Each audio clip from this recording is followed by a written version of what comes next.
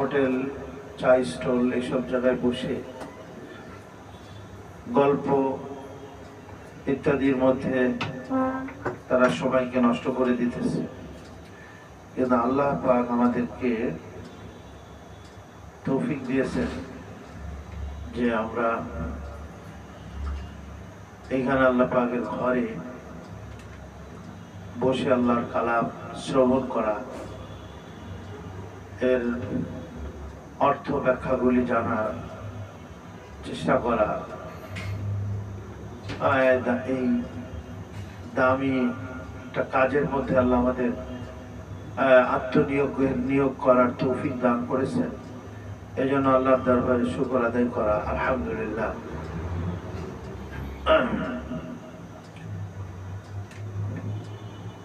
আমাদের সূরা ফুরকান প্রায় শেষের দিকে।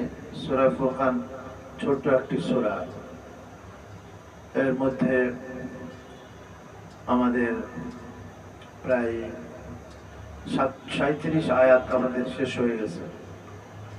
সর্বমোট আয়াত হলো 77 আয়াত। এর মধ্যে আজকে 38তম আয়াত থেকে আমাদের আলোচনা হবে। তো আল্লাহ সুবহানাহু ওয়া তাআলা এই গ্রন্থ, এটা আল্লাহর নিজস্ব কালাম, নিজস্ব কথা।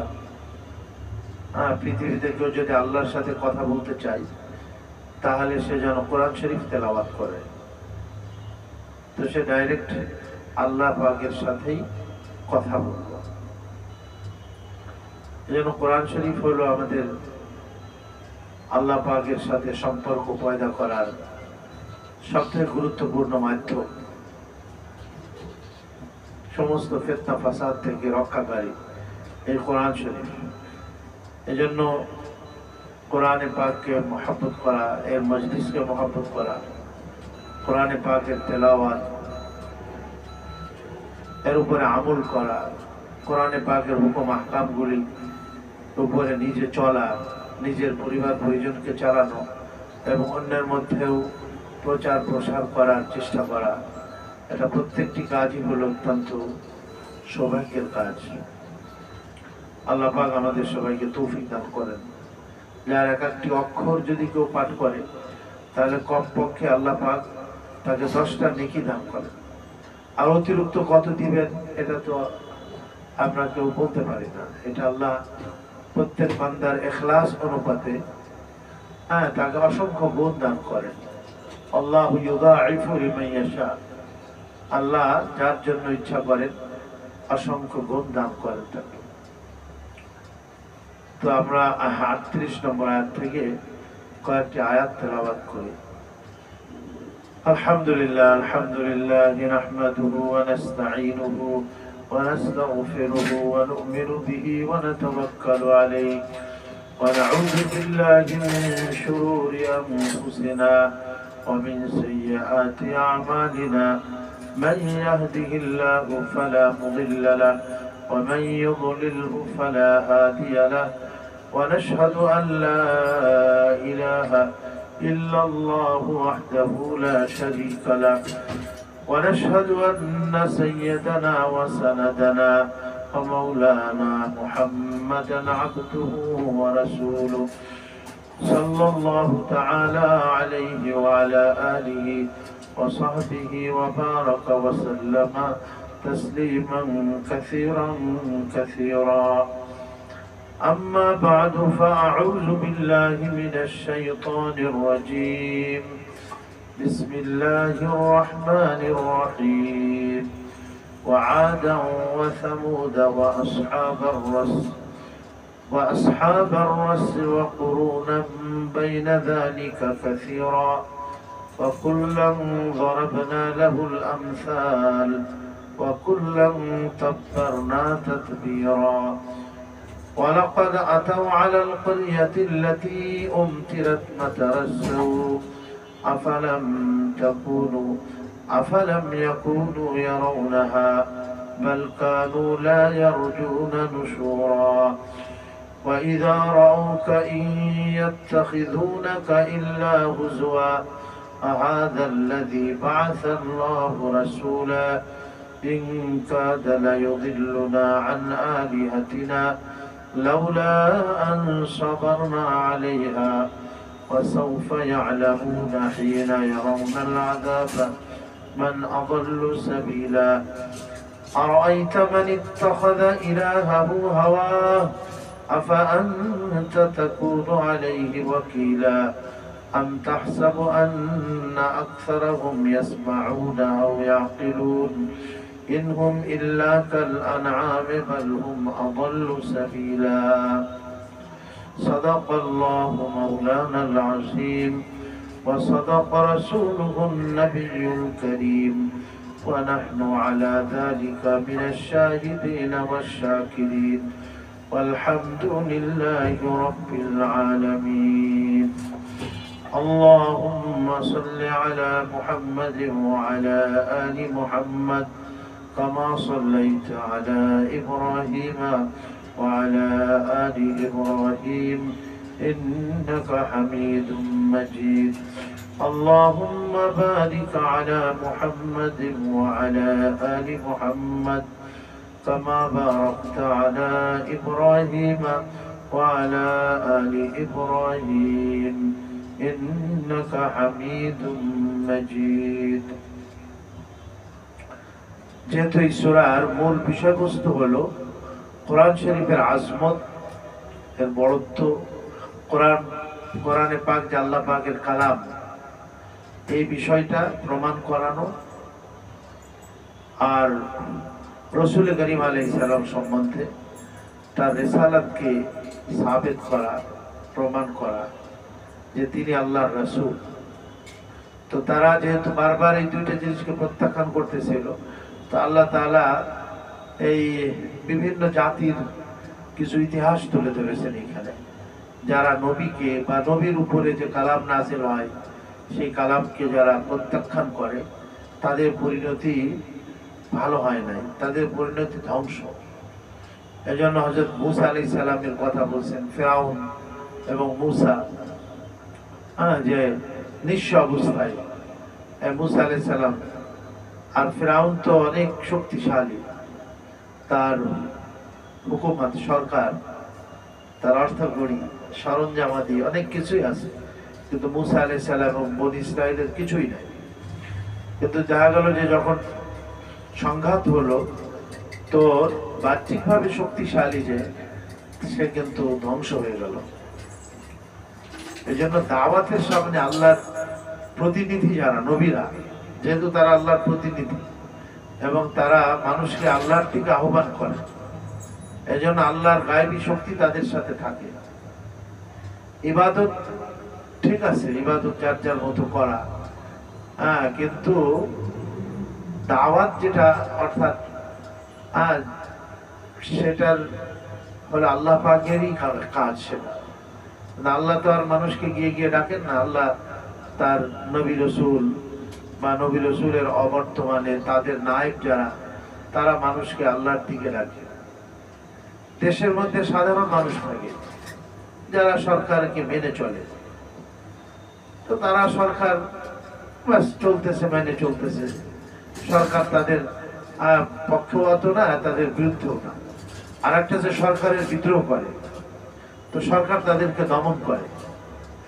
আর একটা আছে হলো যে যারা দেশের স্বাধীনতা, সার্বভৌমত্ব বা সরকারকে টিকিয়ে রাখে, এরকম সেনাবাহিনী আছে, পুলিশ বাহিনী আছে, এরা সরকারের বাহিনী। কি করে এরা? এই সরকারের কাজই করে ওরা। এই জন্য সরকারের সর্বশক্তি এদের পিছনে থাকে, সেনাবাহিনীর পিছনে থাকে, পুলিশের সাথে থাকে। এবং তারা দেশে, যেহেতু দেশের স্বাধীনতা, সার্বভৌমত্বকে রক্ষা করে, সরকারের কাজটা, মেন কাজটা এরা করে। এর যত রকমের সুযোগ সুবিধা সব এরা পায়, যা সাধারণ পাবলিক পায় না। তো এখন আমি আল্লাহর হুকুমগুলি ঠিক ঠিক মতো পালন করতেছি। আর আরেকটা হলে আমি আল্লাহর হুকুমকে ইস্টাবলিশ করার জন্য আমার জান জীবনকে ব্যয় করতেছি, তো আমি আল্লাহর প্রতিনিধি। এই জন্য নবী রসুলরা হলেন আল্লাহর প্রতিনিধি। বাকি ইবাদতও করতেন তারা, কিন্তু মূল কাজ যেটা ছিল সেটা হলো ইসলাম এবং আল্লাহর বিধানের সার্বভৌমত্বকে রক্ষা করা। কেউ যেন এটাকে ধ্বংস না করতে পারে। সমস্ত নবীরা এসে আল্লাহর দ্বীনকে রক্ষা করার কাজ করেছেন, আল্লাহর দ্বীনের প্রচার প্রসার এগুলি করেছেন। তো আমাদের প্রিয় নবীজি আলাইহিস সালামও যেহেতু সমস্ত নবীদের সর্দার ছিলেন এবং তিনি তার জান জীবন দিয়ে ইসলামকে প্রতিষ্ঠিত করার জন্য, দ্বীনকে দুনিয়াতে কায়েম করা, জিন্দা করা, মানুষ যেন দ্বীনের উপরে চলতে পারে সেরকমের একটা পরিবেশ সৃষ্টি করা, তার জন্য জদ্দোজাহাদ করেছেন, প্রচেষ্টা করেছেন। সকল নবীরাই করেছেন। এই জন্য নবীজি আলাইহিস সালাম যেন নিরাশ না হয়ে যান, হতাশাগ্রস্ত না হয়ে যান। এই জন্য বিভিন্ন ঘটনা বলি আল্লাহ তাআলা শোনাইছে, নবীজিকে সান্ত্বনা দেওয়া এবং দেশের সাধারণ পাবলিক যারা তাদেরকেও সান্ত্বনা দেওয়া, বিশেষ করে নবীর অনুসারী যারা তাদেরকেও সান্ত্বনা দেওয়া। এজন্য হক এবং বাতিল প্রত্যেক জামানাতেই ছিল। হযরত আদম আলাইহিস সালাম থেকে শুরু হয়েছে শয়তানের সাথে সংঘাত। একদিকে হলো হক হযরত আদম আলাইহিস সালাম, অন্যদিকে হলো শয়তান। তো হযরত আদম আলাইহিস সালাম কামিয়াব হয়েছেন। এরপরে যত নবী আসছে তার কওম এবং তার সম্প্রদায় এর কিছু সংখ্যক লোক তারা ওই নবীর মোকাবেলা করছে, কিন্তু আল্লাহ তাআলা তাদের কি করেছেন, তাদের পরাজয় করে দিয়েছে। কাউকে নিস্তানাবুদ করে দিয়েছে, ধ্বংস করে দিয়েছে। যেমন ফেরাউনের ধ্বংস, এখানে আল্লাহ এটা বলেছেন। দ্বিতীয় নম্বর ঘটনার দিকে ইঙ্গিত করেছেন নূহ আলাইহিস সালামের কওম। হযরত নূহ আলাইহিস সালাম অনেক দুর্বল ছিলেন, মাত্র ৮০ অথবা ৮২ জন লোক সংখ্যা ছিল ওনার সাথে, কিন্তু ওনার বিরুদ্ধে যারা হাজারে হাজার ওনার বিরুদ্ধে। কিন্তু পরিণতি কি হয়েছে? এই ৮০ জন অথবা ৮২ জন আল্লাহ এদেরকেই কামিয়াব করছে। এই জন্য কেউ যদি হকের উপরে জমে থাকে এবং আল্লাহর সাথে তার সেই সম্পর্কটা ঠিক থাকে এবং আল্লাহ পাকের প্রতিনিধিত্ব সে প্রকৃত পক্ষে সে জান জীবন দিয়ে যদি করে, তা আল্লাহর গায়বী সাহায্য তার পক্ষে থাকে। ইন্না লানানসুরু রুসুলানা ওয়াল্লাযীনা আমানু মাআহু, নিশ্চয় আমি আমার রসুলকে সাহায্য করব এবং যারা তার সাথে ঈমানদার থাকবে তাদেরকেও আমি আল্লাহ সাহায্য করব।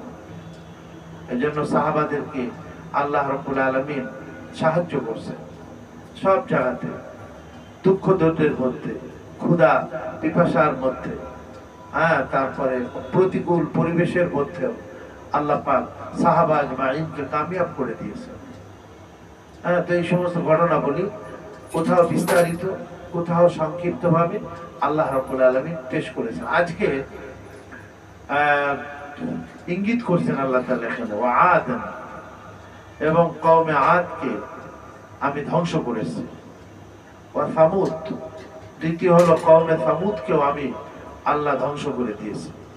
ওয়া আসহাবার রাস, এবং কূপওয়ালা, কুয়া রাসূল শব্দের অর্থ হলো কুয়া, আর আসহাব মানে হলো ওয়ালা, কুয়াওয়ালাদেরকেও আমি আল্লাহ ধ্বংস করে দিয়েছি। তো কওমে আদ, অনেক জায়গাতে আদ জাতির ঘটনা আল্লাহ তাআলা বিস্তারিত বয়ান করেছে। অনেক শক্তিশালী জাতি ছিল, তারা দুনিয়ার কাউকে কোনো পরোয়া করতো না, এত শক্তি ছিল এদের। ওরা বলতো মান আসাদ্দু মিন্না কুওয়া, পৃথিবীতে আমাদের থেকে শক্তিশালী আর কে আছে, আমরা যা ইচ্ছা তাই করতে পারি।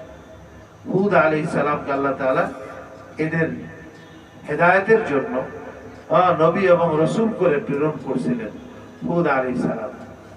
কিন্তু হুদ আলাইহিস সালাম এসে তাদেরকে যখন দাওয়াত দিল, তারা হুদ আলাইহিস সালামের দাওয়াতকে অস্বীকার করছে।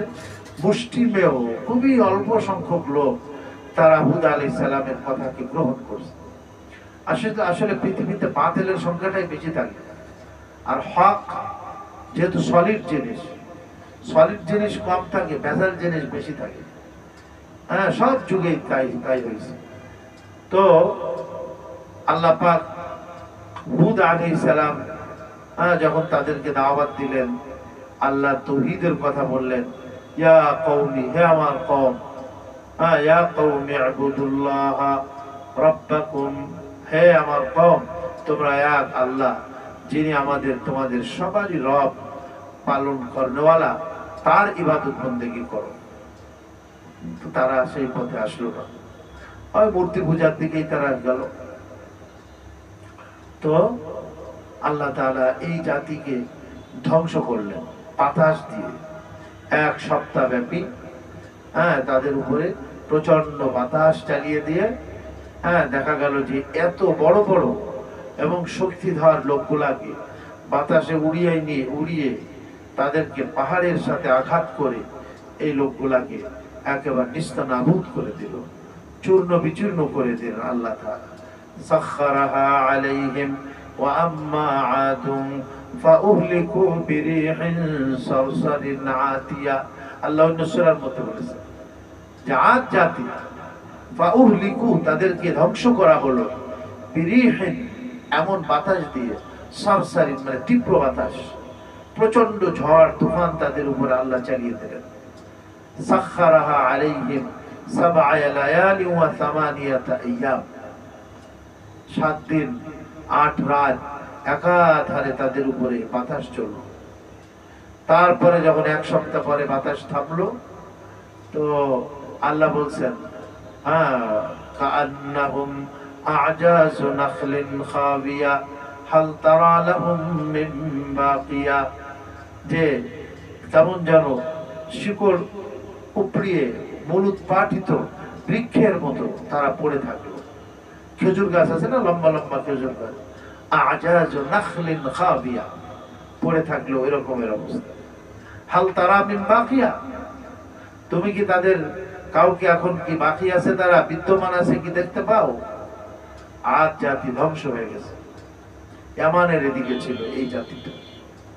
আল্লাহ তার 2 নম্বর বলছে সামুদ জাতি, এরা সুন্দর সুন্দর অট্টালিকা তৈরি করত। ইয়ানহিতুনা মিনাল জিবালি বুয়ুতান আমিনিন। অন্যত্র আল্লাহ বলেছেন যে তারা বলতো যে আরে ওদের নূহ আলাইহিস সালামের জাতি, ওরা তো বোকা ছিল, ওরা টেকনোলজি ছিল না ওদের কাছে। আবার আদ জাতি, তারাও ওরকম বোকা ছিল, কিন্তু আমরা সুন্দর সুন্দর অট্টালিকা বানাইতেছি, ওর মধ্যে পানিও যেতে পারবে না, আর পাহাড় কেটে কেটে সুন্দর সুন্দর ঘর আমরা তৈরি করছি, বাতাসেও কিছু করতে পারবে না, পানিতেও কিছু করতে পারবে না, আবার বাতাসেও কিছু করতে পারবে না। সামুদ, এটা মানে আপনার তবুকে যাওয়ার পথে পড়ে, সৌদি আরবের মধ্যে এই জায়গাটা। মদিনা শরীফ থেকে নবীজি যখন তবুকের দিকে যাচ্ছিলেন, তখন এই সামুদ জাতির এলাকা পড়ে। তো সেখানে বলছিলেন যে তোমরা আল্লাহ পাকের কাছে ইস্তেগফার করতে করতে যাও এবং মাথার মধ্যে কাপড় দিয়ে মুখ ঢেকে তারপরে যাও। এই জায়গাটা অভিশপ্ত জায়গা, যেখানে আল্লাহ পাকের আযাব নাযিল হয়েছিল। দ্রুত এই জায়গা তোমরা ক্রস করো, অতিক্রম করো। তো আল্লাহ রাব্বুল আলামিন এদেরকে ভূমিকম্প দিয়ে খতম করেছেন, এদের ভূমিকম্প দিয়ে এদেরকে চূর্ণ বিচূর্ণ করে দিয়েছেন আল্লাহ পাক। এই সামুদ জাতিকে, সামুদকেও আমি ধ্বংস করে দিয়েছি। কাজেই নূহ আলাইহিস সালামের তারা সংখ্যাধিক্য, অনেকে বলেন আমরা বিরাট গোত্রের খানদানি লোক আমরা, আবার অনেকে বলে না আমরা অনেক শক্তিশালী, আবার এরা বলে যে আমরা, আমাদের কাছে অনেক জ্ঞান বিজ্ঞান আছে, অনেক টেকনোলজি আছে। আল্লাহ পাকের হুকুমের সামনে বা আল্লাহর আদেশ, আল্লাহর শক্তির সামনে না সংখ্যাধিক্য টেকে, না কোনো তাদের শারীরিক শক্তি টেকে, না তাদের কোনো জ্ঞান বিজ্ঞান টেকনোলজি, এটা টেকে, কিছুই টেকে না। এই যে ভূমিকম্প যখন আসে সবই তো খতম হয়ে যায়, শেষ হয়ে যায়। কাউকে আল্লাহ তাআলা ভূমিকম্প দিয়ে খতম করছে। শুআয়ব আলাইহিস সালামের এক জাতি ছিল যারা মালে কি বলতো, ওজনে কম দিত, আর অন্যের থেকে যখন নিত তখন বেশি নিত। এই যে আমাদের দেখেন ব্যবসায়ীরা, দেখা যায় যে ওরা একটা ওজন করে দিয়েছে, বাড়িতে আইনে ওটা মাপেন, দেখবেন যে অনেকখানি কম হয়ে গেছে। ওদের হাতের মধ্যে কি একটা ট্যাকটিস আছে, হ্যাঁ, কৌশল আছে যে কিভাবে ওজন দেয়। তো দেখা যায় যে বাড়িতে আইনে মাপলে একটু কম হয়ে গেল। তো এই যে কম দেওয়া, আল্লাহ বললেন যে তুমি ওদেরকে বলো যে মানুষকে যেন কম না দেয়, ওয়াজিনু বিল কিসতাসিল মুস্তাকিম, এবং সঠিক পাল্লা দিয়ে যেন মেপে দেয় তারা। কিন্তু তারা এই অপকর্ম, আর তারা চিন্তাই করত, ডাকাতি করত। তাদের এলাকার পাশ দিয়ে যখন লোকেরা যাইতো, তাদের উপরে তারা আক্রমণ করত, কেড়ে নিত টাকা পয়সা ইত্যাদি, কেড়ে নিত, এই কাজ করত। তো আল্লাহ তাআলা তাদেরকে অগ্নি বৃষ্টি, মানে মেঘ আসলো তাদের উপরে, কালো মেঘ আসলো, এবং এই মেঘের থেকে পানি, তাদের বৃষ্টি বন্ধ হয়ে গেছিল অনেকদিন। যখন মেঘ হলো তখন তারা খুব খুশি হয়ে গেল যে বাহ, আমাদের সুন্দর মেঘ হয়েছে। এমনকি সব যার যার বাড়ির থেকে এসে মেঘের নিচে এসে আশ্রয় নিল। তো পানির মানে মেঘ থেকে সাধারণত তো পানি বর্ষিত হয়, কিন্তু তা না হয়ে সেখান থেকে কি বর্ষিত হলো? আগুন বর্ষিত হলো। ইয়াউমুজ্জুল্লা কোরআন শরীফের মধ্যে আসছে। জুল্লা মানে হলো মেঘ। এই মেঘ তাদের উপর থেকে আগুনের বৃষ্টি তাদের উপরে দিল, সবগুলো পুড়িয়ে একেবারে খতম করে দিল আল্লাহ তাবারক। তো আল্লাহ পাকের শক্তির সামনে আমরা ক্ষুদ্র, আমাদের কোনো শক্তি টেকে না। হ্যাঁ, এই জন্য বুদ্ধিমান যারা, তারা আল্লাহকে সাথে সাথে বিশ্বাস করে নেয়, নবীকে তারা বিশ্বাস করে নেয়। এই জন্য আল্লাহ তাআলা এই গল্পগুলি মক্কাওয়ালাদেরকে শোনাইছেন। শুধু মক্কাওয়ালাদের মধ্যেই সীমাবদ্ধ না, সারা পৃথিবীর মানুষকে শোনাইছেন আল্লাহ, যেন মানুষ হযরত মুহাম্মদ সাল্লাল্লাহু আলাইহি ওয়াসাল্লামের আদর্শ, তৌহিদ, রিসালাত, আখিরাত এবং নবীর সুন্নাত তরিকা, এগুলি যেন মানুষ তাদের জীবনের মধ্যে আনে। এই জন্য আল্লাহ তাআলা এই ঘটনাগুলি শোনাইছেন। আসহাবুর রাস বলছে, আসহাবুর রাস সম্বন্ধে কোরআন শরীফের মধ্যে তেমন কোনো ডিটেলস কিছু বলা নাই। হ্যাঁ, কিন্তু মুফাসসিরিনরা বিভিন্ন কথা বলেছেন এই ব্যাপারে।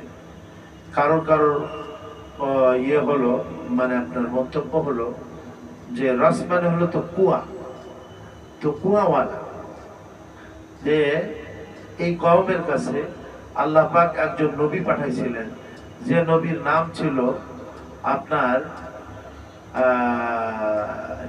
হানজালা ইবনে, কি যেন নামটা, এরকম শুরুতে হানজালা আছে ওনার নাম।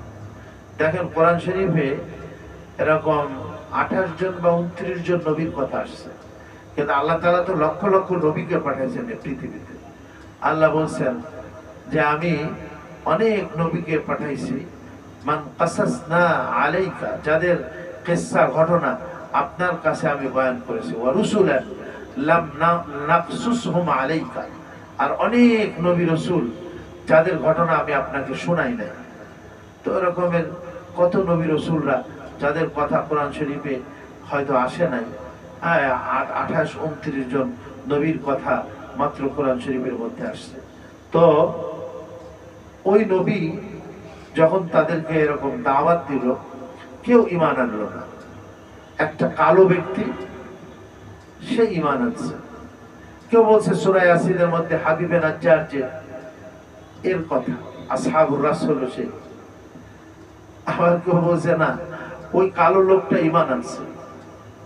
এখন বারবার উনি কওমকে বুঝান যে তোমরা এক আল্লাহর ইবাদত করো, আল্লাহ ছাড়া আর কোনো মাবুদ নেই। সব নবীদের তো মেন জিনিসই ছিল তৌহিদের দিকে দাওয়াত দেওয়া, রিসালাতের দিকে দাওয়াত দেওয়া, মানে তার তরিকার দিকে, আর একটা হলো আখিরাতের দিকে দাওয়াত দেওয়া। তো কম বিরক্ত হয়ে গেল। বিরক্ত হয়ে কি করলো, বলে একটা মরা কূপ ছিল, ওই কূপের মধ্যে ফেলে দিছে, ওই কূপের মধ্যে ওনাকে ফেলে দিছে। হ্যাঁ, কিন্তু যেহেতু হয়তো পানি ওরকম ছিল না সেখানে, তো উনি এই কূপের মধ্যেই থাকতে লাগলেন। আর উপর দিয়ে তারা একটা মানে বড় একটা পাথর দিয়ে দিয়েছে উপর দিয়ে। আর ওই যে লোকটা কালো করে যে লোকটা ঈমান আনছে, এই লোকটা প্রতিদিন খুবই গোপনে আসে ওনার সাথে সাক্ষাৎ করতো, এবং যা যা প্রয়োজন সেগুলি সরবরাহ করতো ওইখানে ওই কূপের মধ্যে। তো এক সময় ওই কালো লোকটা যে ঈমানদার, উনি বললেন, ওই নবীকে বললেন যে এরকম আমিও আপনার কাছে চলে আসতে চাই। উনি বললেন যে না, তুমি যেখানে আসো ওখানেই থাকো, আল্লাহ আমাকে এখানে ভালোই রাখছে। যাক, তো এরকম কি হলো, অনেক ইয়ের পরে আপনার বেশ কিছুদিন অতিবাহিত হওয়া যাওয়ার পরে ওরা এসে ওই কূপের মধ্যে যে পাথরটা ছিল কূপের উপরে, এই পাথরটাকে তারা সরায় আওয়াজ দিল। তো উনি তখন আওয়াজের উত্তর দিল, এবং সেখান থেকে উনি বলল যে তোমরা উবুদুল্লাহ ওয়ালা তুশরিকু বিহি শাইআ, এক আল্লাহর ইবাদত করো, এক আল্লাহর সাথে তোমরা কাউকে শরীক করো না, এরকমের আওয়াজ দিল। তো দেখেন নবীরা কত হালাতের মধ্যে, প্রতিকূল অবস্থার মধ্যে আল্লাহর দিকে মানুষকে ডাকেন। হযরত ইউসুফ আলাইহিস সালাম জেলখানার মধ্যে আবদ্ধ, কারাগারের মধ্যে উনি বন্দী, সেই অবস্থায় উনি ওই কারাগারের লোকজনকে এক আল্লাহর বা তাওহীদের দিকে দাওয়াত দিতেছেন। আরবাবুন মুতাফাররিকুনা খায়রুন আমিল্লাহুল ওয়াহিদুল কাহ্হার, যেই যে তোমরা বিভিন্ন দেবদেবীর পূজা করো এ শ্রেষ্ঠ, নাকি এক আল্লাহ যিনি পরাক্রমশালী শক্তিশালী, যিনি সব কিছুকে সৃষ্টি করেছেন, তিনি শ্রেষ্ঠ।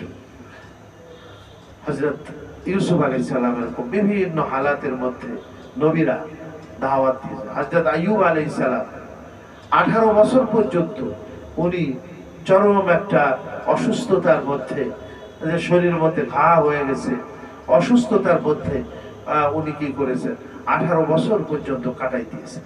তো আল্লাহ তাআলা নবীদের দ্বারা কত পরীক্ষা দিয়েছেন, এবং নবীরা এই বিপদে আপদে সর্ব অবস্থায় ওনারা আল্লাহ পাকের কথাই বলেছেন, মানুষকে এক আল্লাহর কথাই শোনাইছেন। তো যখন নাকি উনি এরকম আওয়াজ করে আবার দাওয়াত দিয়েছে তাদেরকে, তো তারা বললো যে হো, তাহলে তো এ লোক মারা যায়নি, এ লোক এখনো জিন্দা আছে।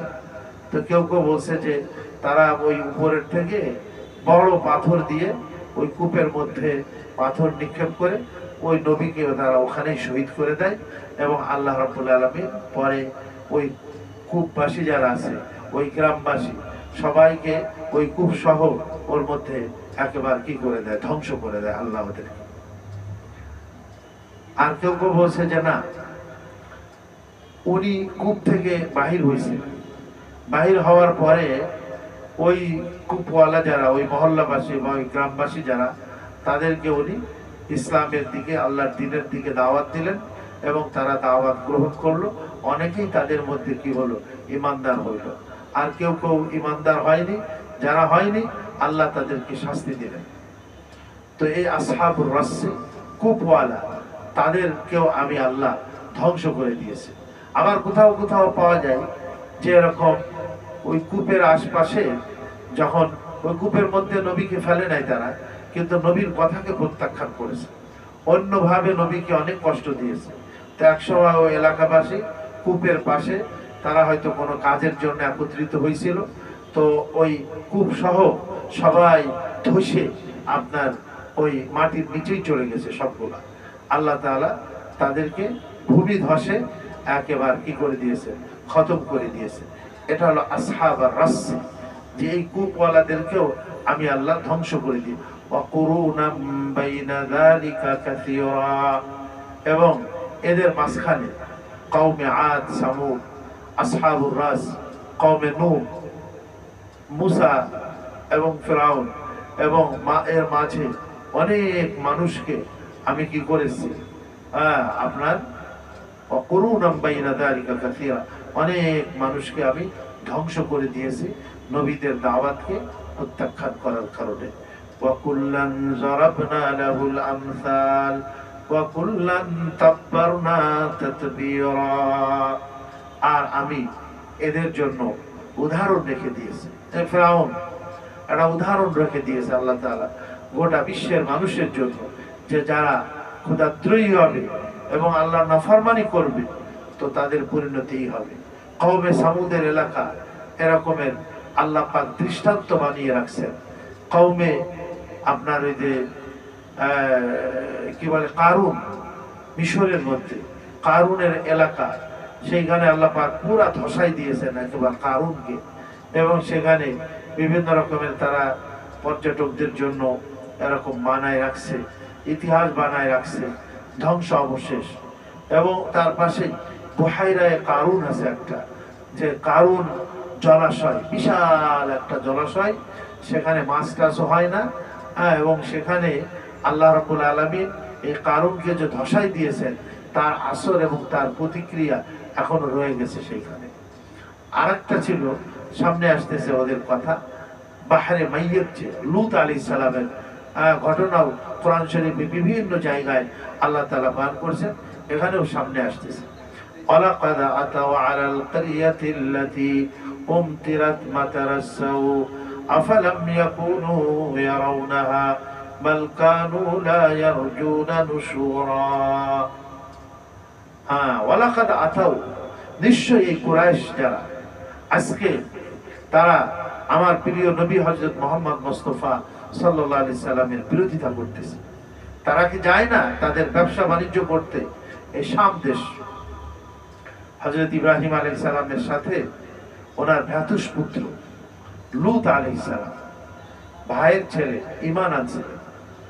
তো যখন ওনারা এই ইরাক থেকে শাম দেশে যখন হিজরত করেন, তো হযরত ইব্রাহিম আলাইহিস সালাম শাম বা ফিলিস্তিন এই এলাকার মধ্যেই, সেখানে হযরত সারা এবং হযরত হাজেরা এই দুইজন এবং ইব্রাহিম আলাইহিস সালাম ওখানে, এবং হযরত ইসমাঈল আর ওনার ভ্রাতুষ পুত্র, তাকে পাশেই আর একটা জায়গা ছিল যেখানে লূত আলাইহিস সালাম, ওই মানে কয়েকটা বস্তি ছিল, এলাকা ছিল, সেখানে 5টা এলাকা। তার মধ্যে সব থেকে বড় এলাকা যেটা, সেইটার নাম ছিল হলো সাদুম, সেই এলাকার নাম সাদুম ছিল। এবং এখানেই হযরত ইব্রাহিম আলাইহিস সালাম তার ভ্রাতুষ পুত্র লূত আলাইহিস সালামকে বললেন, যাও তুমি এই সাদুম এবং তার আশপাশে যে বসতি আছে তাদের মধ্যে তুমি দাওয়াতের কাজ করো, আল্লাহর একত্ববাদের দাওয়াত তুমি দাও। হযরত লূত আলাইহিস সালাম যখন তাদেরকে দাওয়াত দিলেন এবং ওখানে দীর্ঘ উনি পরিশ্রম করলেন, কিন্তু তারা পৃথিবীর সর্বপ্রথম ওই জাতি যারা সমকামী ছিল, সমকামী ছিল। তো আল্লাহ রাব্বুল আলামিন লূত আলাইহিস সালাম এদেরকে এই গর্হিত কার্যকলাপ থেকে, সমকামিতা থেকে এদেরকে নিষেধ করলেন। পুরুষে পুরুষে যৌনাচার করা, এটাকে সমকামিতা বলে। উনি বললেন, আল্লাহ পাক কওমের মধ্যে অনেক মহিলা রাখছেন, তাদেরকে তোমরা বিবাহ করো এবং তোমাদের যৌন চাহিদা সেখানে পুরো করো, আল্লাহ তাআলা সেটাকে হালাল রাখছেন। বলে, আরে তুমি বড় পবিত্র মানুষ না, অত সুফিগিরি দেখাইতে হবে না। ব্যাস আমরা এই ছেলেদের সাথে আমরা যৌনাচার করা, এটা আমরা পছন্দ করি, নাউজুবিল্লাহ মিন যালিক, তুমি আমাদের এলাকা থেকে বাহির হয়ে যাও। এরকম এরকম বিভিন্ন রকমের কথাবার্তা বললো। তো একবার কিছু নওজোয়ান আসছিল হযরত লূত আলাইহিস সালামের মেহমান হয়ে, যার মধ্যে হযরত জিবরাইল আলাইহিস সালামও ছিলেন, কয়েকজন ফেরেশতা ছিলেন তার মধ্যে, জওয়ান ছেলেদের আকৃতি নিয়ে। তো দেখেন আল্লাহ রাব্বুল আলামিন নবীর ঘরে তার স্ত্রী লূত আলাইহিস সালামের স্ত্রী, সে কিন্তু ঈমান আনে নাই লূত আলাইহিস সালামের উপরে, ঈমান আনে নাই। এইজন্য আল্লাহ তাআলা সূরা তাহরিমের মধ্যে বলছেন, দারাবাল্লাহু মাসালান লিল্লাযীনা কাফারু ইমরাআতা নূহ ওয়া ইমরাআতা লূত। আল্লাহ বলেন যে কাফেরদের জন্য এটা দৃষ্টান্ত, যে কি নূহ আলাইহিস সালামের স্ত্রী আর লূত আলাইহিস সালামের স্ত্রী,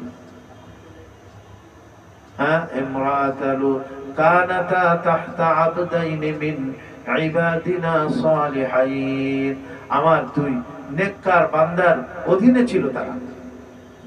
নূহ আলাইহিস সালামের স্ত্রী তার অধীনে ছিল, লূত আলাইহিস সালামের স্ত্রী লূত আলাইহিস সালামের অধীনে ছিল।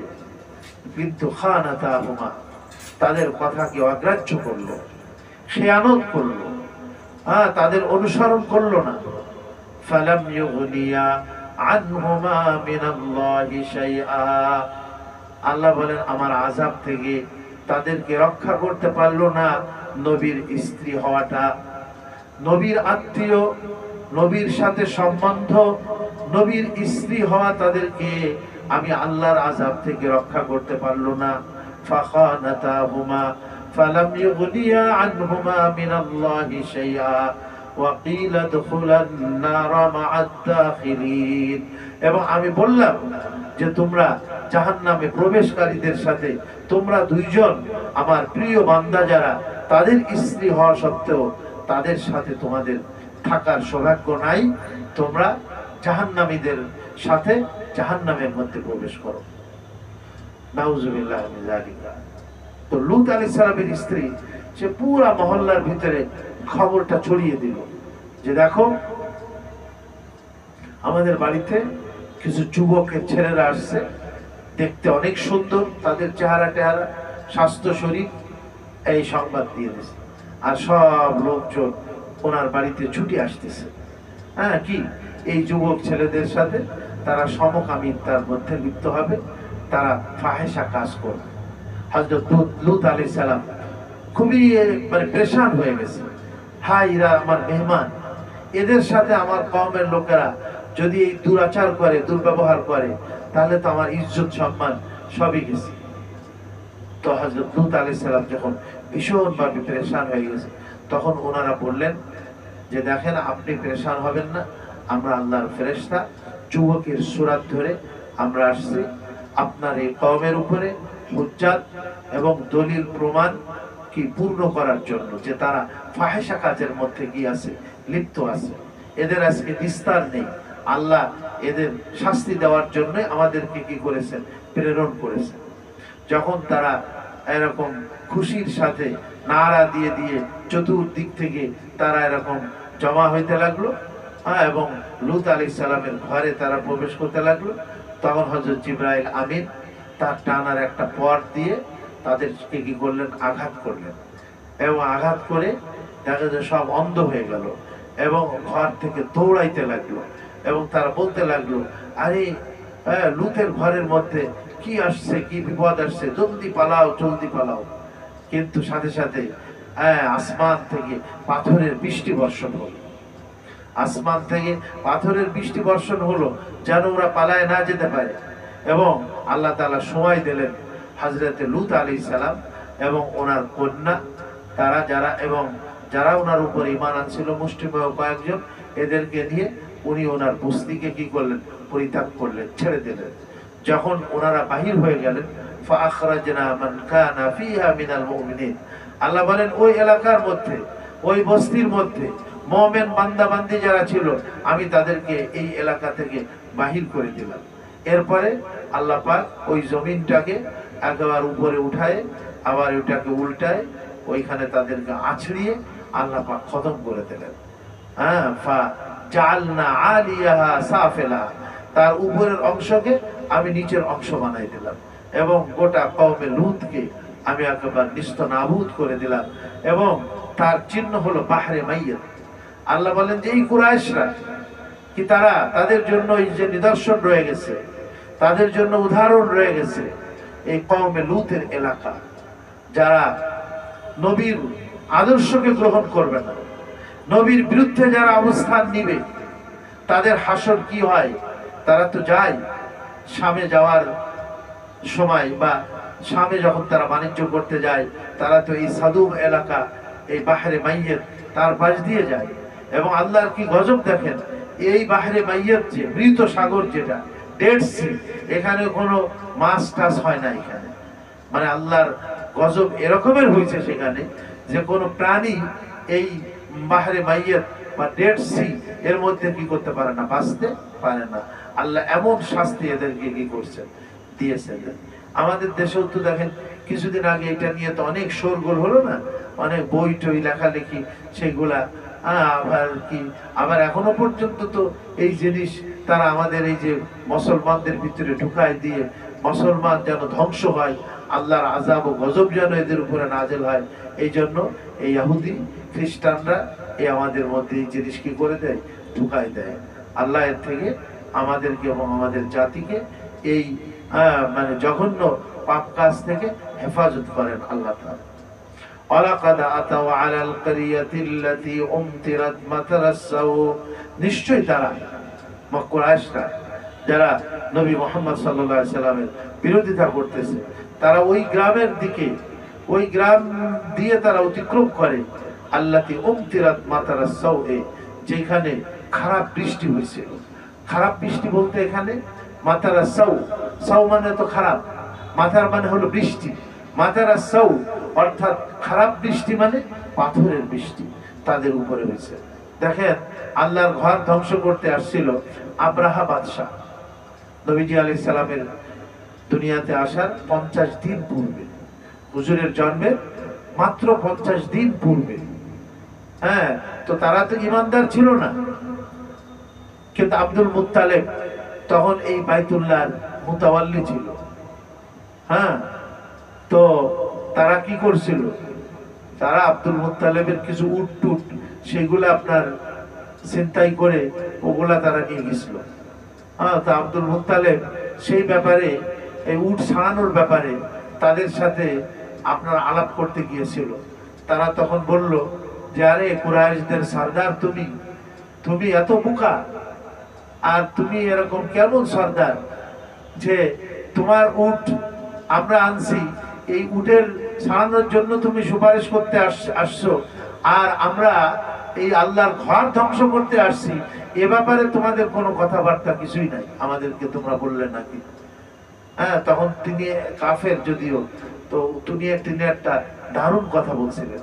উনি বলছিলেন যে এই উটের মালিক আমি, এই জন্য উটের ফেকের হলো কি আমার, উটের চিন্তা হলো কি আমার, এই জন্য আমার উট তোমরা চিন্তাই করেছো, আমি তোমাদেরকে বলতেছি আমার উটগুলি ছেড়ে দাও তোমরা।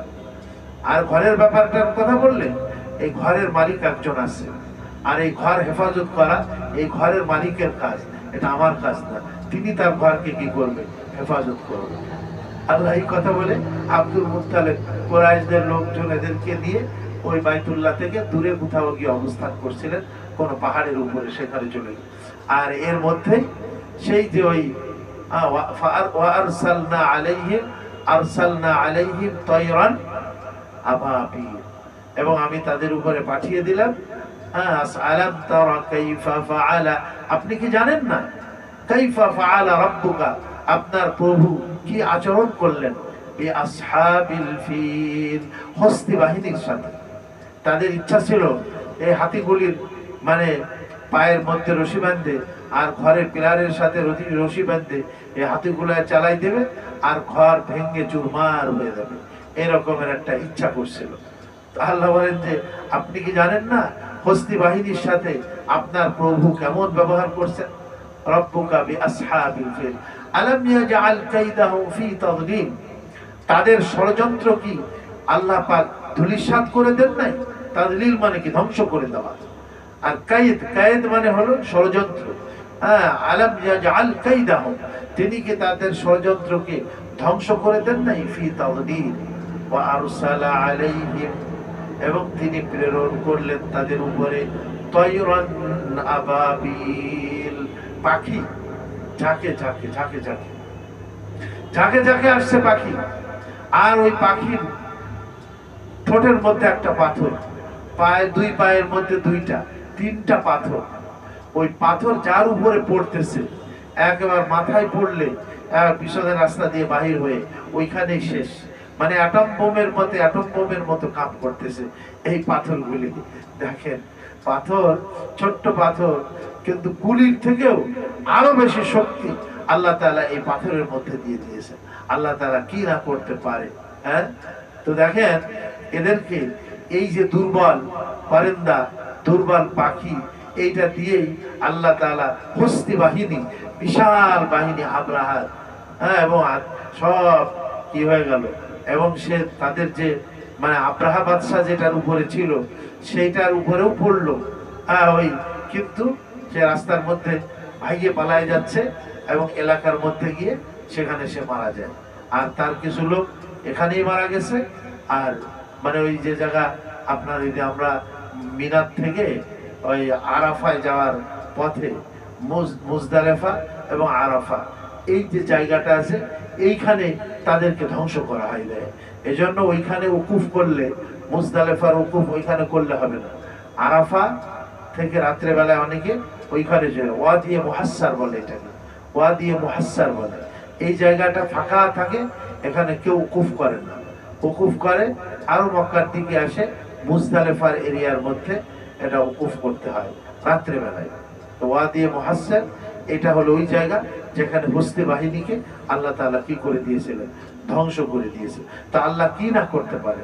আল্লাহ এই পাথর দিয়ে এই লুত, কওমে লুতকে ধ্বংস করছে এবং তাদেরকে বস্তিকে উল্টাই দিয়ে ওদেরকে ধ্বংস করছে।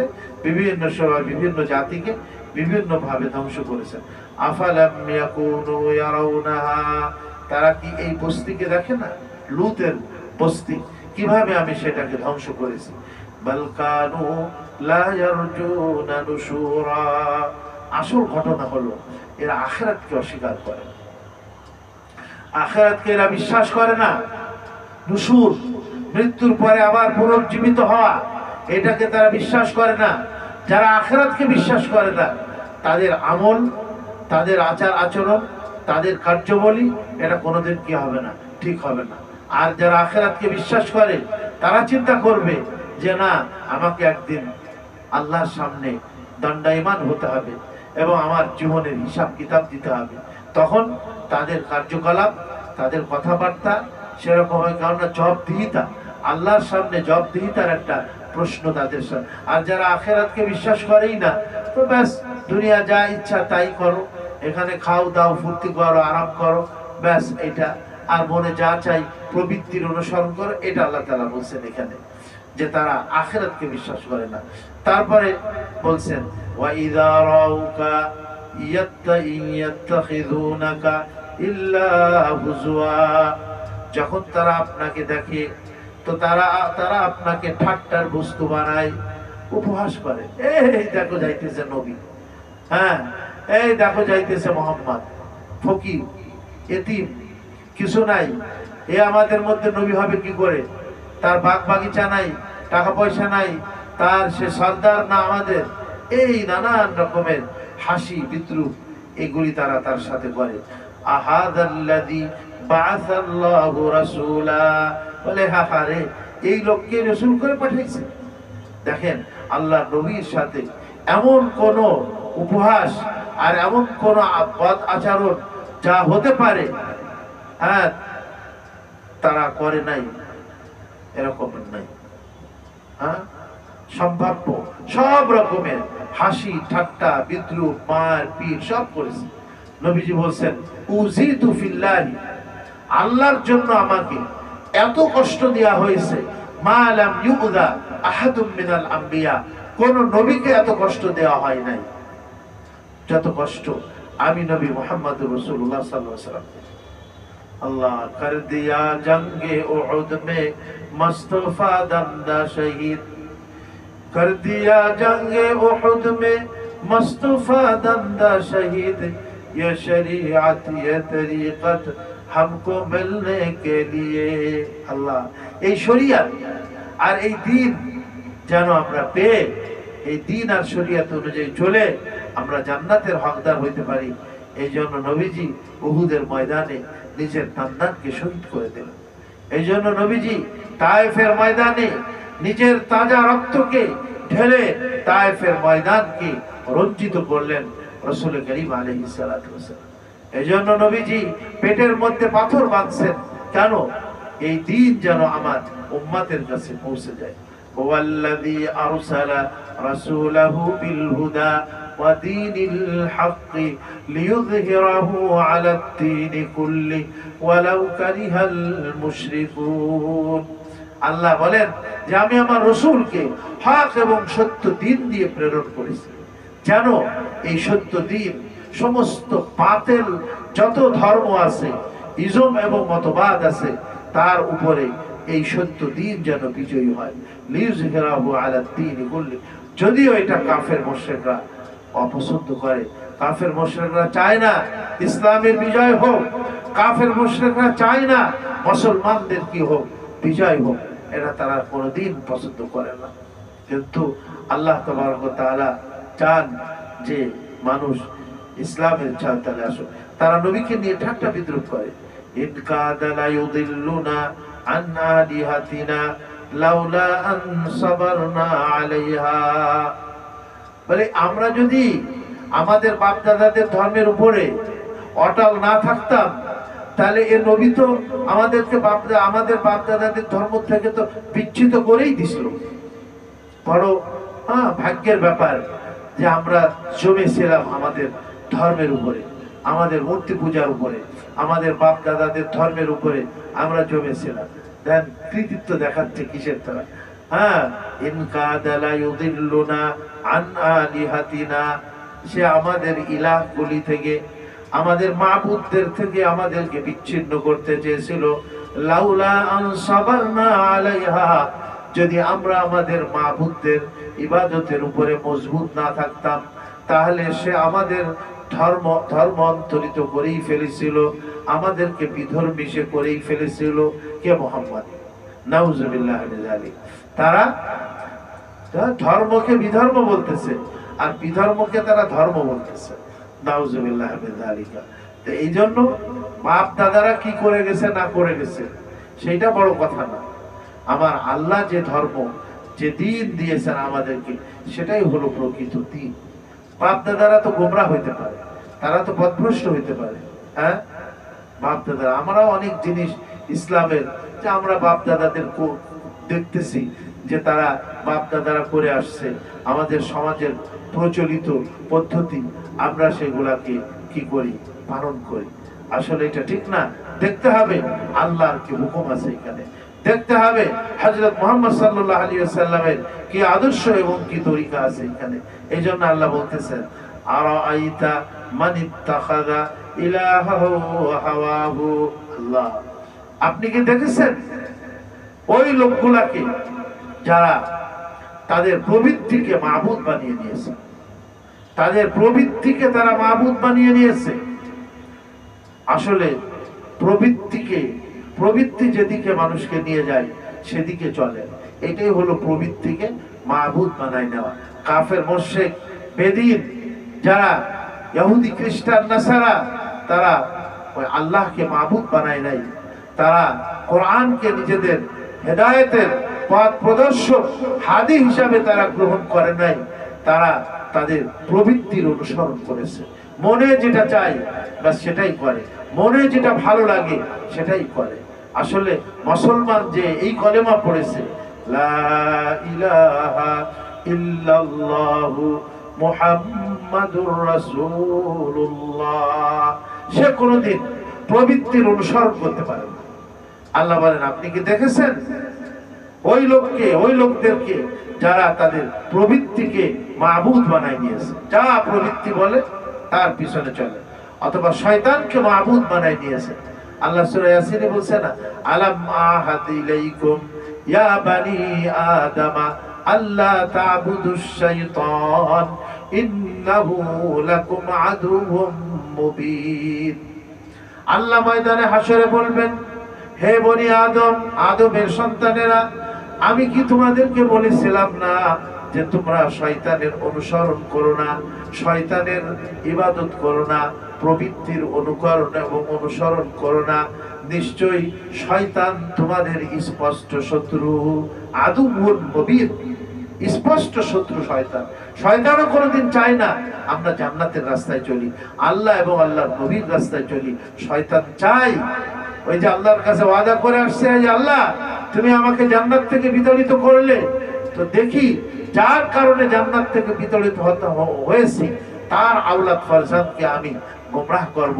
কখনো ডাইন দিয়ে আসবো, লাআতিয়ান্নাহুম মিন বাইনি আইদিহিম, সামনে দিয়ে আসবো, ওয়া মিন খালফিহিম, পিছন দিক থেকে আসবো, ওয়া আন আইমানিহিম, ডান থেকে আসবো, ওয়া আন আইসারিহিম, শামাইলিহিম, বাদিক থেকে আসবো, ওয়ালা তাজিদু আকসারাহুম শাকিরিন, তাদের অধিকাংশদেরকে তুমি শুকরগুজার পাবে না।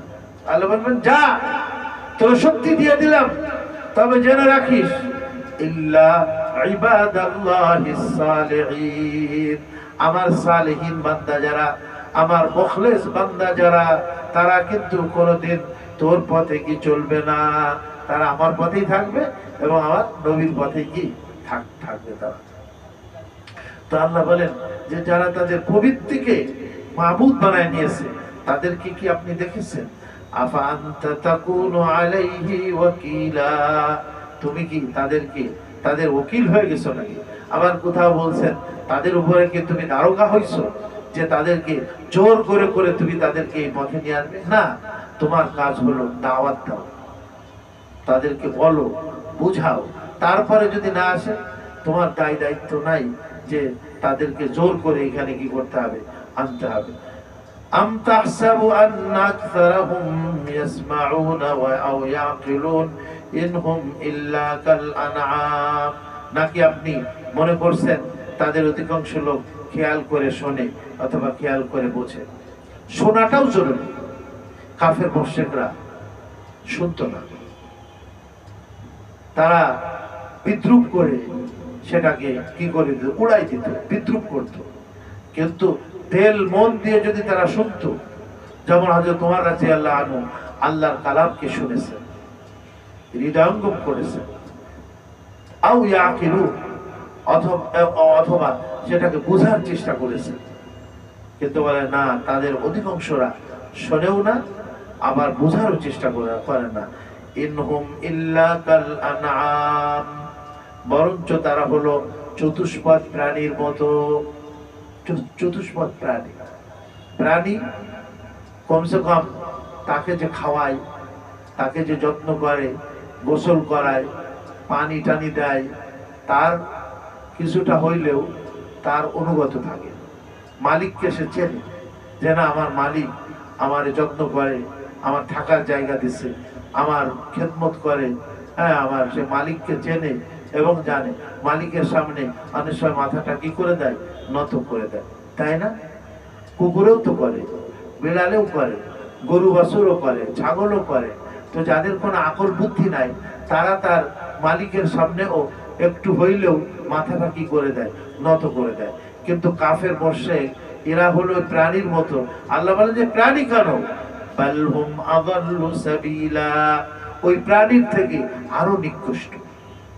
আল্লাহ অন্য আয়াতে, তো আয়াত আমাদের অনেকেরই মুখস্থ আছে, আল্লাহ বলেন লাকাদ যারা'না লিজাহান্নামা কাসীরাম মিনাল জিন্নি ওয়াল ইনস, জিন ইনসানের মধ্য থেকে এমন কিছু মানুষ রয়েছে, জিন রয়েছে, লাহুম কুলুবুল লা ইয়াফকাহুনা বিহা, আমি আল্লাহ তাদের অন্তর দিয়েছি কিন্তু তারা এটা দিয়ে কখনো অনুধাবন করে না।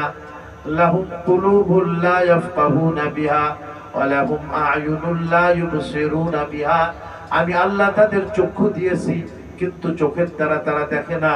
ওয়া লাহুম আযানুল লা ইয়াসমাউনা বিহা, আর আমি আল্লাহ তাদের কান দিয়েছি, কান দিয়ে তারা শোনে না। উলাইকা কাল আনআম, আল্লাহ বলেন যে এরা হলো চতুষ্পদ প্রাণীর মতো, চতুষ্পদ প্রাণীর মতো। বালহুম আযাল্লু, বরঞ্চ তার চতুষ্পদ প্রাণীর থেকেও আরো নিকৃষ্ট। চতুষ্পদ প্রাণীর জাহান্নামে যেতে হবে না। কি বলে, একবার একটা কুকুর আসতেছিল ওই পাশ থেকে, হ্যাঁ, আর হযরত থানবী রহমতুল্লাহ, আশরাফ আলী থানবী সম্ভবত, উনি যাই ক্রস করতেছিলেন, তো কুকুরের সাথে ওনার হলো, উনি চিন্তা করলো কুকুরটা নয় নামো কি আগে, আমি কি আমার জন্য রাস্তা কুকুরটা ছেড়ে দিই, কুকুর ছাড়তেছে না। তারপরে কি করলেন, উনি নিজে নেবে, তারপরে ওই কুকুরের রাস্তা দিলেন আর নিজে গেলেন। কি উনি বললেন এই কথা, যে দেখো কুকুর থেকেও তো আরো নিকৃষ্ট হইতে পারি যদি আমি জাহান্নামে যাই, আর কুকুর তো জাহান্নামে যাবে না, কুকুর তো কি জাহান্নামে যাবে না। এজন্য আমি কুকুরকে সম্মান করলাম, যে আমি যদি জাহান্নামে যাই তাহলে তো আমি কুকুর থেকেও আরো নিকৃষ্ট, কথা ঠিক কিনা? আর কুকুর তো জাহান্নামে যাবে না। এই জন্য প্রাণী এর থেকেও কাফের মুশরিক যারা আল্লাহ নাফরমান, আমরা যারা আল্লাহ নাফরমানি করি, তারা এই জীব জানোয়ার এগুলির থেকেও আরো নিকৃষ্ট আমরা। কেননা ওরা জাহান্নামে যাবে না, আর আমরা তো কি যাব? জাহান্নামে যাব। আল্লাহ ওদেরকে উঠাবেন। প্রাণীগুলি একটা আর একটার উপরে যে জুলুম করেছে এর বদলা নেবেন আল্লাহ তাআলা আখিরাতে। মালিক ইয়াউমিদ্দিন, প্রতিদান দিবসের মালিক। যখন জীব জানোয়ারের মধ্যে বদলা নেওয়া যখন শেষ হয়ে যাবে, আল্লাহ তাআলা বলবেন কুনু তুরাবান, হে জীব জানোয়ার সব তোমরা মাটি হয়ে যাবে। কি হয়ে যাবে? তারা সব মাটি হয়ে যাবে। হ্যাঁ, যখন কাফেররা দেখবে, কাফের মুশরিকরা, তারা তো জানতেই পারবে যে হ্যাঁ আজকে আমরা জাহান্নামে যাব, জাহান্নামের আগুন দাউ দাউ করে জ্বলতেছে। তখন কাফের মুশরিকরা কি বলবে? ওয়ায়াকুলুল কাফিরু ইয়া লাইতানি কুনতু তুরাবা। কাফের আফসোস করে বলবে যে হায়, আমি যদি আজকে মাটি হয়ে যেতাম, তাহলে আমার হিসাব কিতাব হইতো না, আর আমাকে জাহান্নামের মধ্যে যাওয়া লাগতো না। আল্লাহ, তাহলে ওই যে প্রাণী যে আছে সেও তো আমরা যারা আল্লাহ নাফরমানি করি, আমাদের থেকেও তো প্রাণী কি ভালো, আর আমরা প্রাণীকে ক্ষুদ্র মনে করি। আল্লাহ বলেন যে এরা কাল আনআম, চতুষ্পদ প্রাণীর মতো, বাল হুম আযাল্লু সাবিলা, বরঞ্চ এর থেকে আরো নিকৃষ্ট। আল্লাহ পাক আমাদেরকে তৌফিক দান করেন যেন আমরা আল্লাহর হুকুমগুলি ঠিক ঠিক মতো, নবীজির সুন্নাত মতো আমরা পালন করতে পারি, এবং আল্লাহর দ্বীনের জন্য যে রকমের নবীরা কষ্ট করে গেছেন, আমরাও আল্লাহর দ্বীনের জন্য নিজেদের কিছু ত্যাগ তিতিক্ষা এবং কোরবানি স্বীকার করতে পারি, যেন নবীদের সাথে আল্লাহ তাআলা আমাদের হাসর করে দেন। কাফের মুশরিকদের সাথে যেন আমরা হাসরের ময়দানে না উঠি। ব্যাস, আজকে এই পর্যন্ত আমরা 44তম আয়াত পর্যন্ত শেষ করলাম। আগামী সপ্তাহে আল্লাহ হায়াতে রাখবেন, তারপর থেকে হবে ইনশাআল্লাহ। আমরা বলছিলাম যে কোনো মাসলা মাসাইল যদি থাকে আপনারা একটু লিখে নিয়ে আসেন, তাহলে আমরা একজনের দ্বারা আরো 10 জন 20 জন মাসালাটা কি হয়ে গেল জেনে গেল। যদি কারো কোনো মাসালা জিজ্ঞাসা থাকে তাহলে এমনি মৌখিকভাবে জিজ্ঞাসা করতে পারে। আছে মাসালা?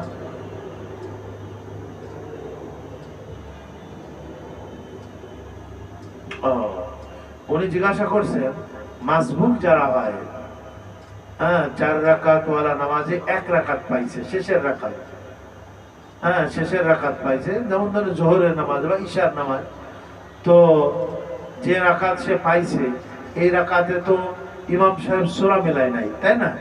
সে শুধু সূরা ফাতিহা পাইছে, তাই না?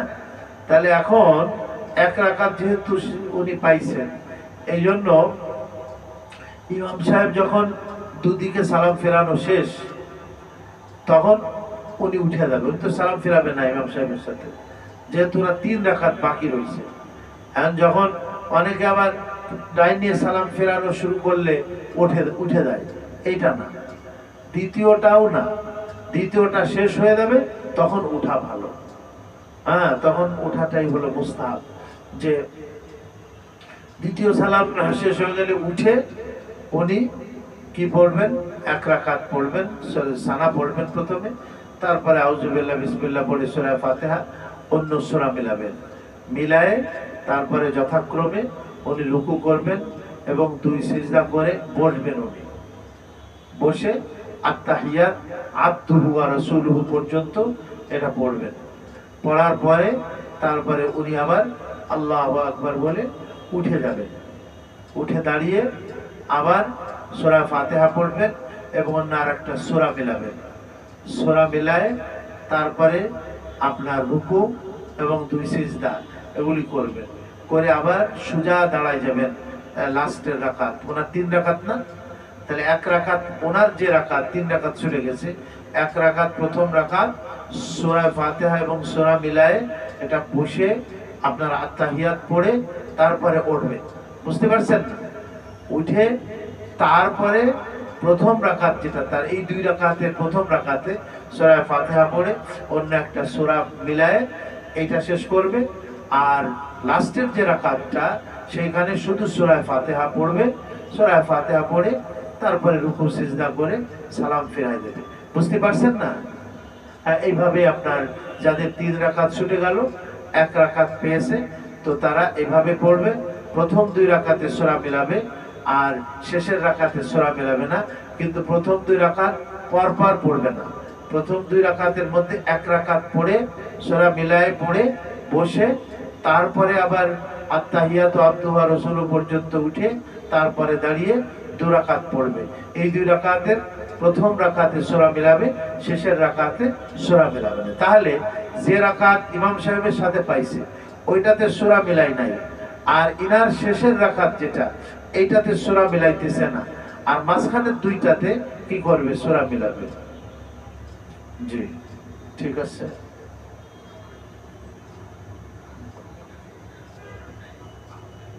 হ্যাঁ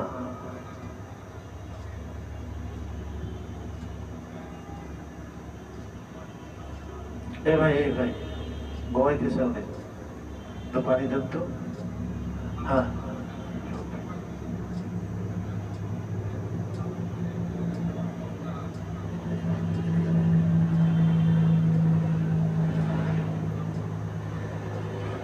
জি, ওই ক্ষেত্রে সুন্নাত যদি আপনি পড়তে যান তাহলে দেখা যাবে যে আপনার ফরজটা সূর্য ওঠার সময় আপনি ফরজ পড়তেছেন, তাহলে তো আপনার সুন্নাতের থেকে ফরজের গুরুত্বটা বেশি না?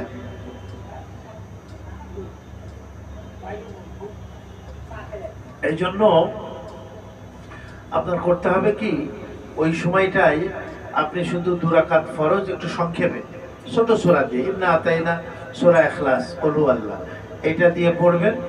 আর যদি দুরূদ শরীফ আবদুহু ওয়া রাসূলুহু পর্যন্ত সালাম ফেরাই দেন তাও পারেন, অসুবিধা নাই। দুরূদ শরীফ নাই পড়লেন, দুরূদ শরীফ যেহেতু ফরজ বা ওয়াজিব না, সালাম ফেরাই তারপরে যখন ইশরাকের সময় যখন হয়ে যায় তখন আপনি ওই 2 রাকাত পড়ে নেবেন। যে 2 রাকাত মানে সুন্নাতে মুআক্কাদা যেটা ছিল ফজরের, ওইটা ছুটে গেছে যে ওইটা পড়বেন। শুধু ফজরের সুন্নাতে মুআক্কাদা এটা ছাড়া অন্য কোনগুলা তার ওয়াক্তের থেকে সরে গেলে শুধু ফরজ পড়তে হয়, সুন্নত নাই। কিন্তু ফজর নামাজের 2 রাকাত সুন্নাতে মুআক্কাদাটার একটু তাকিদটা বেশি, এজন্য বলা হয়েছে ওইটা যদি কারোর ছুটে যায় তাহলে সূর্য উঠে যাওয়ার পরে ইশরাকের সময় যখন হয়ে যায় তখন পড়ে নেবে। বুঝতে পারছেন? আবার এটাও পড়াটা কিন্তু মুস্তাহাব, ফরজ ওয়াজিব না, কিন্তু মানে পড়াটা মুস্তাহাব। আর কেউ যদি না পড়ে তাও পারে, কিন্তু পড়ে নেওয়াটা ভালো, আর কি পড়ে নেওয়াটা উত্তম বা ভালো।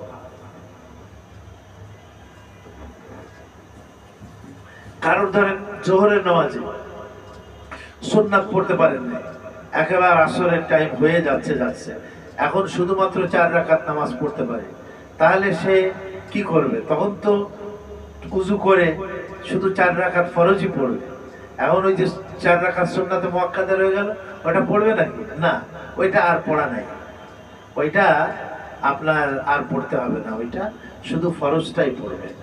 ঠিক এরকম ওমরি কাজার নামাজ যেগুলি আমরা পড়ে থাকি সেখানেও শুধু ফরজই পড়তে হয়, সেখানেও কি নাই? কোনো সুন্নাত নাই। জি দুরূদ শরীফ আল্লাহুম্মা সাল্লি আলা সাইয়্যিদিনা مولانا محمد وعلى آله وأصحابه وبارك وسلم اللهم صل على سيدنا ومولانا محمد وعلى آله وأصحابه وبارك وسلم। আপনারা এরকম কিছু মাসালা উত্তর লিখে নিয়ে আসবেন, তাহলে আপনার এই জিজ্ঞাসা করার দ্বারা আরো 10 জন 20 জন যে তারা জেনে গেল এর সওয়াবটা আপনি পাবেন। তো লিখে আনলে সব থেকে ভালো হয়, চেষ্টা করবেন। اللهم صل على سيدنا محمد وعلى آله وأصحابه وبارك وسلم ربنا ظلمنا أنفسنا وإن لم تغفر لنا وترحمنا لنكونن من الخاسرين يا حي يا قيوم برحمتك نستغيث أصلح لنا شأننا كله ولا تكلنا إلى أنفسنا طرفة عين أي الله আমাদের জীবনের সকল গুনাহ খাতাকে মাফ করো। আল্লাহ সমস্ত উম্মতে মুহাম্মাদি উম্মতে মুসলিমা তাদের গুনাহকে মাফ করে দাও। মা বাবা দাদা দাদি নানা নানি আমাদের ছেলে মেয়ে বিবি বাচ্চা সবাইকে ক্ষমা করে দাও। যারা অন্ধকার কবরে চলে গেছেন তাদেরকে তুমি মাফ করে দাও। আল্লাহ আমাদেরকে ইমানের সাথে কলেমার সাথে যাওয়ার তৌফিক দাও। আল্লাহ তোমার পাক কালাম রোজানা তেলাওয়াত করা আল্লাহ এবং আমল করা এবং এর হুকুম আহকামগুলি প্রচার প্রসার করা এর তৌফিক নসিব করে দাও ইয়া আল্লাহ। তোমার হাবিবের সুন্নাতগুলি ঠিক ঠিক মতো আমল করা পালন করার তৌফিক আমাদের নসিব করে দাও। তার সাথে খাঁটি মহাব্বত আমাদের নসিব করে দাও। তোমার দ্বীনের মহাব্বত আমাদের অন্তরে নসিব ফরমাও। তোমার দ্বীনের জন্য আমাদের কিছু জান মাল সময় লাগানোর তৌফিক নসিব করে দাও আল্লাহ। ইয়া আল্লাহ তোমার দ্বীনকে জিন্দা করে দাও, বাতিলকে খতম করে দাও, হককে জিন্দা করে দাও, বিদআতকে খতম করে দাও, সুন্নাতকে জিন্দা ফরমাও। ইয়া আল্লাহ শিরককে খতম করে দাও, তাওহীদকে তুমি জিন্দা ফরমাও। আমাদের অসুস্থদেরকে তুমি শেফায়ে কামিলা আজলা নসিব করে দাও। পেরেশান হালের পেরেশানি তুমি দূর করে দাও। ইয়া আল্লাহ বেরোজগারের হালাল রুজির তুমি ইন্তজাম করে দাও। ইয়া আল্লাহ অভাবের অভাবকে দূর করে দাও, ঋণের ঋণ পরিশোধের ইন্তজাম করে দাও। রব্বানা তাকাব্বাল মিন্না ইন্নাকা আনতাস সামিউল আলিম ওয়া তুব আলাইনা ইন্নাকা আনতাত তাওয়াবুর রহিম। سبحان ربك رب العزة عما يصفون وسلام على المرسلين والحمد لله رب العالمين.